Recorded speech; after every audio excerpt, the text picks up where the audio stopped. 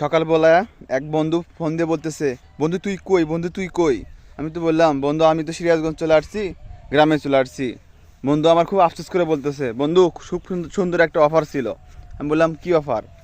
কয় বন্ধু আমাদের এক বড় ভাই অফার দিছে, মিছিলে গেলেই জাস্ট 2 মিনিট, 2 মিনিটেই 5,000 টাকা দিব। তখন আমি ভাবলাম আসলেই তো সুন্দর একটা অফার ছিল। পরে বন্ধুকে বললাম, বন্ধু কি আর করো, আমি যদি চলে আসছি তুমি একাই চলে যাও। বন্ধু আমার চলে গেছে। যাই হোক, কিছুক্ষণ আগে দুপুরবেলা ভাবলাম বন্ধুর একটু খোঁজ খবর নেই।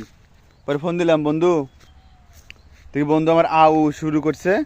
আমি বললাম, বন্ধু কী ব্যাপার, তোমার কী হয়েছে, অসুস্থ নাকি, আজকে কি মিছিলে যাও নাই?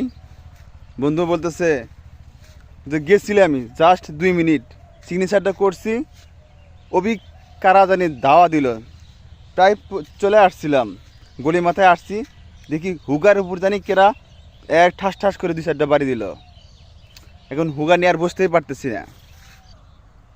বন্ধুরে কইলাম, বন্ধু তুমি আফসোস করো না, হুগার উপর 2টা বাড়ি খেয়ে যদি 5,000 টাকা পাওয়া যায় তো খারাপ কিসের। বন্ধুরে বললাম, বন্ধু তাহলে টিট দিবা কবে, পার্টি দিবা কবে? বন্ধু টিট আর পার্টির কথা শুই না, বন্ধু তো তেলে বাগুনে জ্বলে উঠছে। আমি কইলাম, বন্ধু তুমি এভাবে তেলে বাগুনে জ্বলে উঠলা কে? বন্ধু কয় কয় যে বড় ভাইয়ের কাছে গেছিলাম, হুগা ডলতে ডলতে, যা বললাম বড় ভাই আপনার কথা শুনে তো গেছিলাম, যাইয়া হুগা ডলতে ডলতে আসলাম, পাশার মধ্যে দিচ্ছে 2-4টো। তাহলে ভাই আমার টাকাগুলো দেন।